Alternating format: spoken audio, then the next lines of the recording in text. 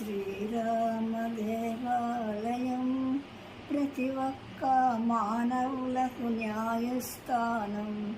రఘురామ విలాస మందిరం కనుగొన్న వారికి వైకుంఠపురం. ఆటలు ఇడువాలి, చెడు మాటలు ఇడువాలి, నీటుగా సప్తగుణముతో పాటలు పాడాలి. సూటిగా శ్రీరామ పాద పూజలు చేయాలి.